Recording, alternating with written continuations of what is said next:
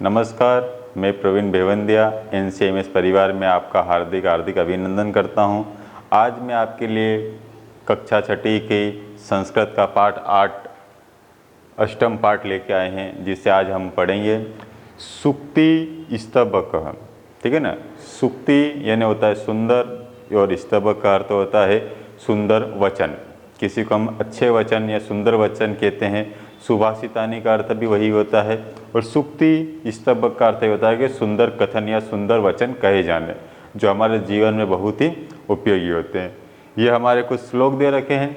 इन श्लोकों को पढ़ने से पहले हम आइए शब्दार्थ के बारे में आपको अवगत कराते हैं, कुछ जानकारी देते हैं कि बिना शब्दार्थ को करना, इन्हें समझना असंभव है।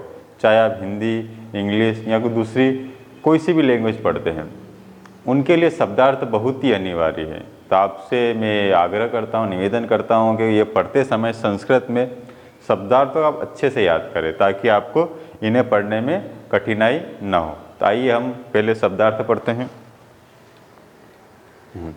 ये हमारे शब्दार्थ है इस पाठ में, जो बहुत ही अच्छे और बहुत ही सरल है। बस इन्हें हमें अगर हम समझेंगे तो हमें अच्छे से समझ में आ जाएगा।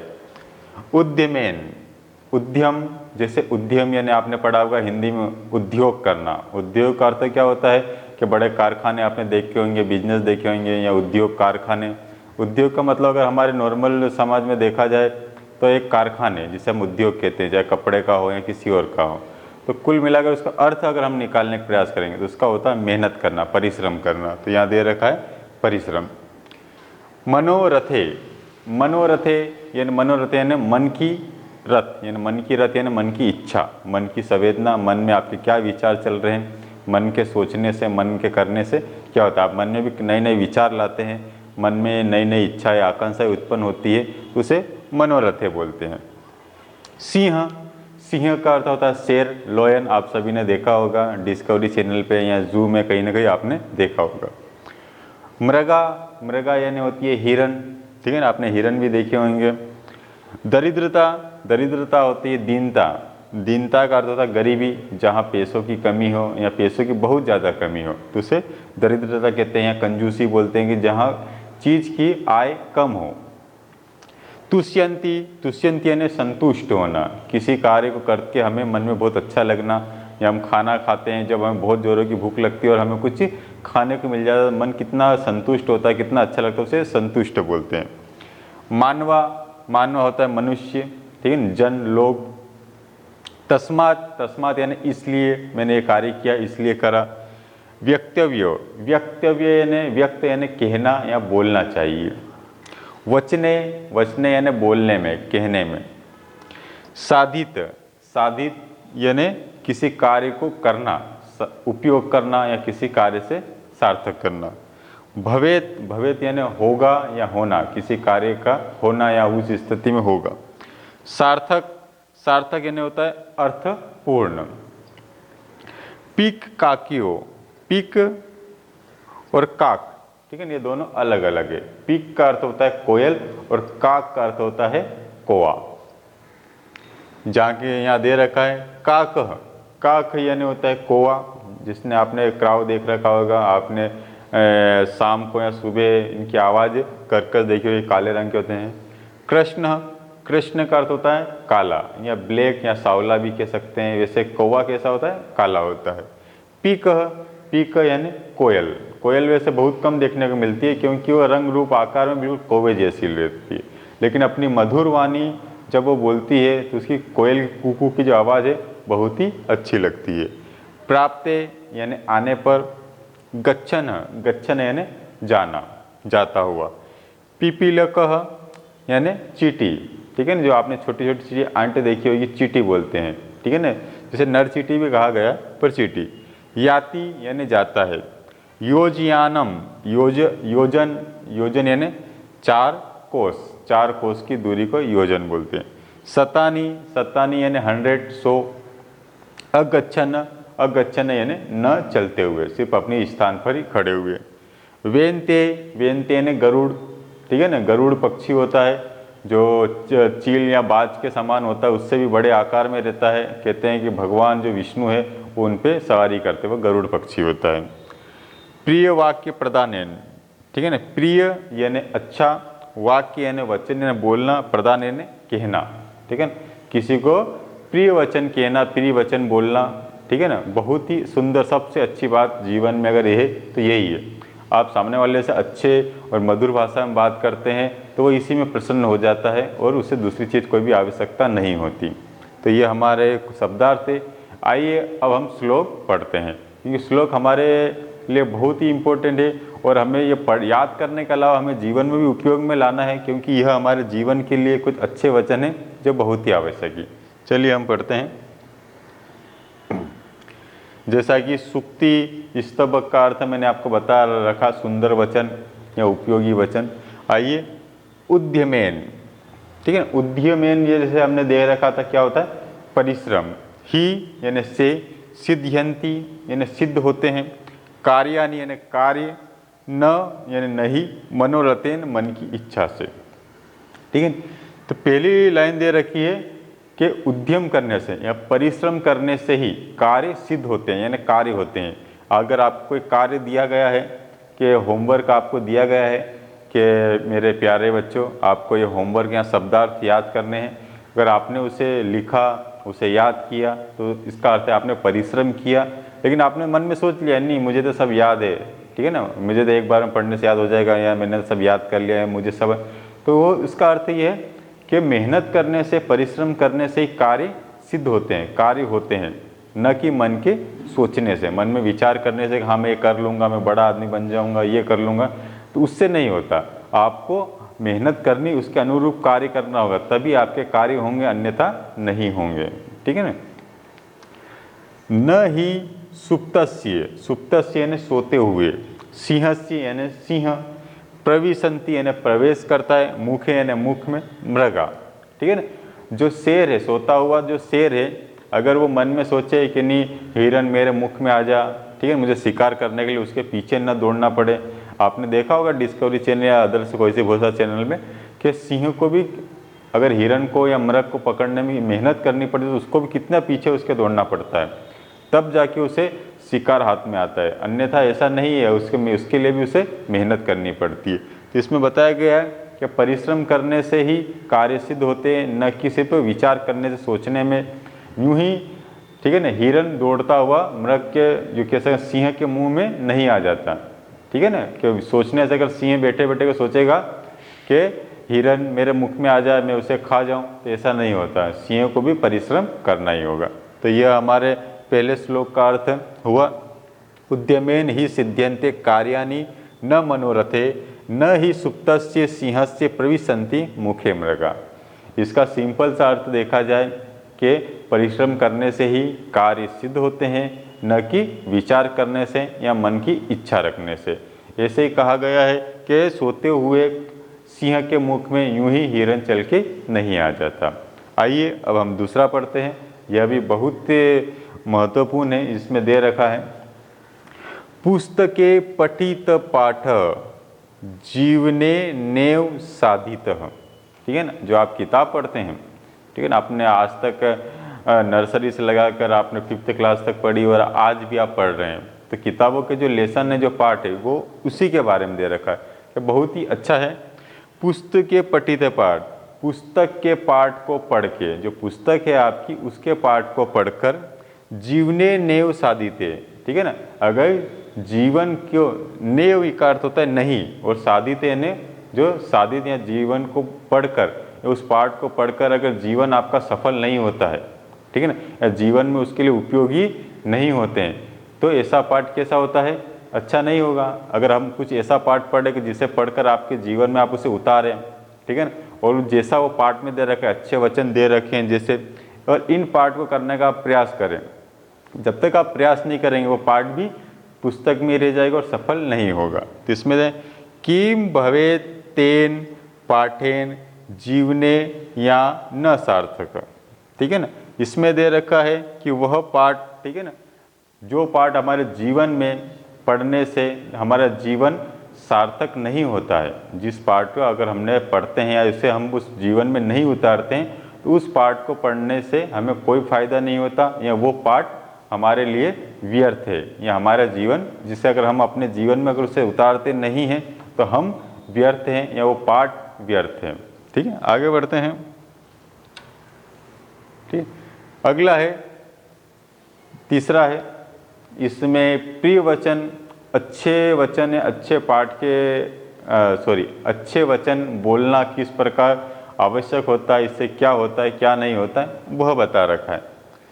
प्रिय वाक्य प्रदानेन, ठीक है ना, प्रिय यानी मधुर मीठे वचन, वाक्य यानी कहने, प्रदानेन यानी किसी को देना। अगर आपको प्रिय वचन किसी को देते मतलब आप किसी से अच्छे से बात करते हैं, प्रेम से बात करते हैं, तो क्या है, बहुत ही किसी से कटु या किसी से गलत बात करते हैं जो उसका दिल दुखे, तो इससे क्या है कि सामने वाले को नुकसान होता है, उसका दिल दुखता है, उसकी आंखों में आंसू आते हैं। लेकिन आप किसी से बहुत ही अच्छे तरीके से बात करते हैं तो प्रिय वाक्य प्रदान यानी किसी को अच्छे वचन कहना। सर्वे यानी सभी, तुष्यंती, तुष्यंती यानी सभी लोग, मानव यानी क्या होता है, मानव, ठीक है ना, तुष्यंती यानी प्रसन्नता। अगर किसी को हम प्रिय वचन बोलते हैं तो क्या सभी मानव क्या होते हैं, प्रसन्न होते हैं, खुश होते हैं। ठीक है ना, अगर आप किसी से अच्छी बात करते हैं, मीठी बात करते हैं, तो क्या करते हैं, सभी मानव प्रसन्न होते हैं। तस्मात् यानी इसलिए, प्रियम ही व्यक्तियम, इसलिए प्रिय बात बोलने पे या प्रिय वचन कहने पे, का दरिद्रता, इसलिए जो प्रिय वचन है, जो मीठी आवाज़ें मधुर वाणी बोलने में हमें दरिद्रता यानी गरीबी या कंजूसी क्यों दिखाना। ठीक है ना, बोलने से हमारा कोई पैसा खर्च तो होता नहीं है।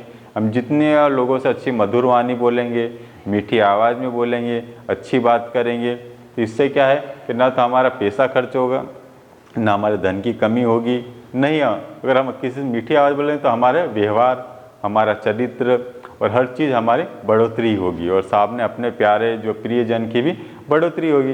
तो हमें प्रिय वचन बोलने में, प्रिय वचन कहने में हमें किसी प्रकार की कंजूसी नहीं करनी चाहिए। तो इसमें दे रखा है कि प्रिय वचन बोलने से अगर सभी मनुष्य प्रसन्न होते हैं तो हमें प्रिय वचन बोलने पर, मधुर वाणी बोलने में कंजूसी नहीं करनी चाहिए। आइए अगला हम पढ़ते हैं। गच्छन यानी जाना, जो जाता हुआ। पीपलिको, पीपलिको यानी नर चीटी या चीटी कह सकते हैं, या नर चीटी। ठीक है, याति योजयानम सतान्यपि, ठीक है ना, जो नर चीटी अगर चलती हुई, अगर चीटी भी, अगर आपने चीटी हुई देखी होगी, ठीक है ना, अगर चलती हुई चीटी भी है तो योजयानम यानी 4 कोस, सतापि यानी 100 कोस। ठीक है ना, वो कह सकते हैं कि नर चीटी अगर चलना शुरू करती है, अगर चलती ही जा रही है, तो वो क्या है, 100 शतक या 100 कोस भी वह लांग जाती है, अगर वो चलती हुई चीटी है तो। चीटी की आपने रफ्तार देखी होगी, आप देखते होंगे चीटी कितना चल लेती है। ठीक है ना, अगर हम दिन भर में चीटी की चाल ही नापे तो कहा जा सकता है कि कितना चलेगी, लेकिन विचारणीय तथ्य अगर चीटी अगर दिन रात 24 घंटे ही चलती रहती है, चीटी कभी विश्राम नहीं करती। ठीक है ना, तो अगर वो चलना शुरू करती है तो एक एक दिन में वो 4-4, 5-5 किलोमीटर की दूरी भी तय कर लेती है। ये सोचना लेकिन लगभग असंभव है, लेकिन यही सत्य है। गच्छन पिपलिको याति योजयानम सत्यान्पि, चलती हुई चीटी भी, ठीक है ना, 100 शतक तक, 100 शतक या 100 योजन तक गति दूरी पार कर सकती है। अगच्छन यानी न चलता हुआ, वेन्तेओपि, ठीक है ना, वेन्ते यानी होता है गरुड़। ठीक है ना, गरुड़ की रफ्तार कहते हैं कि सबसे तेज, उड़ने में सबसे तेज होती है। ठीक है ना, अगर वो चाहे तो घंटों में कई कितने योजन वो लांग सकता है।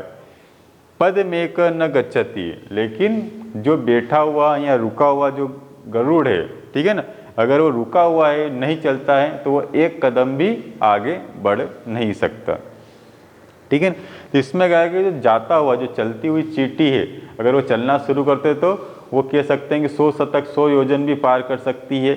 और खड़ा जो बैठा हुआ जो गरुड़ है, जो हजारों किलोमीटर की क्षमता रखता है चलने की, लेकिन अगर वो बैठा हुआ है तो वो एक कदम भी नहीं चल सकता। तो इस श्लोक का सारांश ये है कि जीवन में हमें कहीं भी रुकना नहीं है, हमें हमेशा आगे बढ़ते जाना है। परिस्थिति विपरीत होगी, यह हमारे हित में होगी, हमारे विपक्ष में होगी या हमारे पक्ष में होगी, यह जीवन का आधार है। ठीक है, हमें कहीं भी रुकना नहीं है, कभी हताश नहीं होना, बस हमें चींटी की तरह भले धीरी चाल में लेकिन चलते जाना है। अगर हम वही कार्य करते रहे, उसी कार्य में चलते रहे तो हम बहुत आगे बढ़ेंगे। जैसे बहुत सारे बच्चे कमेंट्स करते हैं, बताते हैं कि सर हमें संस्कृत बिल्कुल समझ में नहीं आती है, बहुत ही कठिन लग रही है, कैसे क्या करेंगे। लेकिन अगर हम उससे दूर हट के बैठ गए तो क्या आपको संस्कृत समझ में आएगी? बिल्कुल नहीं। आपको धीरे धीरे भले चींटी की चाल से ही चलते रहना है और धीरे धीरे आपको सब अच्छे से समझ में आए। तो हमें अपनी गति हमेशा बढ़ाए रखना है, चलते रहना है। तो इस पार्ट में यही है कि अगर छोटी सी चींटी भी अगर चलती रही तो कितने 4 कोस भी पार कर सकती है, और अगर एक गरुड़ बैठा हुआ है तो वह 1 कदम भी नहीं चल सकता। चलिए आगे बढ़ते हैं। हमारा यह आखिरी वाला है काक कृष्ण। काक यानी होता है कौवा, ठीक है ना, आपने कौवा देखा ही होगा। कृष्ण का अर्थ होता है काला या सांवला, ठीक है ना, हम यहाँ पे कृष्ण यानी काला। पीक, पीक यानी होती है कोयल, कृष्ण यानी काली। कौवा भी काला होता है और कोयल भी काली होती है। को भेद, ठीक है ना, को भेद यानी कौन भेद करता है, पीक काकीय, ठीक है। कौवा और कोयल अगर साथ में बैठे हो तो इसमें कोई यह बता नहीं सकता कि कोयल है कि क्या है, कौवा है, ठीक है ना। अगर एक ही डाल पर, एक ही वृक्ष पर कौवा अगर आपके सामने भी बैठा हो तो यकीन मानिए आप उनमें कंफ्यूज हो जाएंगे, आप इसमें बता नहीं पाएंगे कि इसमें कोयल कौन सी और कौवा कौन सा है। चलिए आगे बढ़ते हैं। वसंत समय है प्राप्त। वसंत समय यानी वसंत ऋतु में, ठीक है ना, जो वसंत ऋतु आती है, कह सकते हैं कि अभी बरसात के बाद जो ऋतु आती है, जो बारिश के बाद में जो ऋतु आती है उसे वसंत ऋतु कहते हैं, ठीक है ना। उस ऋतु में काक काक पीक पीक, उस ऋतु में पता चल जाता है कि कौवा कौवा होता है और क्या होता है, कोयल कोयल होती है। लेकिन उस ऋतु में पता कैसे चलेगा, ये भी एक सोचने वाली बात है। तो उस ऋतु में क्या है कि जब मौसम बहुत सुहाना होता है, पानी की बारिश खत्म हो जाता है, पृथ्वी सब जगह हरियाली छाई हुई रहती है, ठीक है। उस समय में क्या है कि कोयल सब जगह चारों हरियाली देख के मधुर वाणी में गीत गाती है, कू कू कू कू करके चिल्लाती है, जिसके कारण हमें समझ में आता है कि यह कोयल है। और कौवे की आवाज़ तो आपको अच्छे से पता है कि क्राव क्राव है, बहुत ही कर्कश आवाज़ है। तो यह उस आवाज़ से, उस मधुर वाणी से हम पता कर सकते हैं कि ये कौवा है कि कोयल है।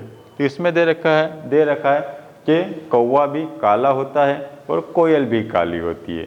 कौवा और कोयल में कोई भी भेद बताना असंभव है, बता नहीं सकते। लेकिन वसंत के समय, जो वसंत ऋतु में है, उस समय हमें पता चल जाता है कि कौवा कौन सा है और कोयल कौन सी है, ठीक है।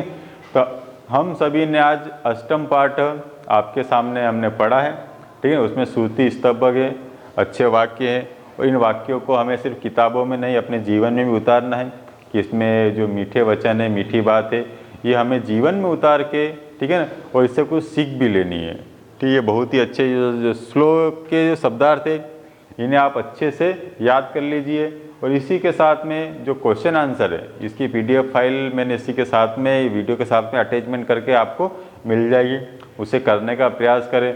कुछ क्वेश्चन होते हैं जो मैं आपको छात्र स्वयं करने के लिए कहता हूं, लेकिन बच्चे परेशान हो जाते हैं, कहते हैं कि सर हमें कुछ समझ में नहीं आ रहा। लेकिन आप धीरे धीरे प्रैक्टिस करते जाइए, ठीक है ना, तो आपको अच्छे से समझ में आएगा। आज के लिए इतना ही, धन्यवाद।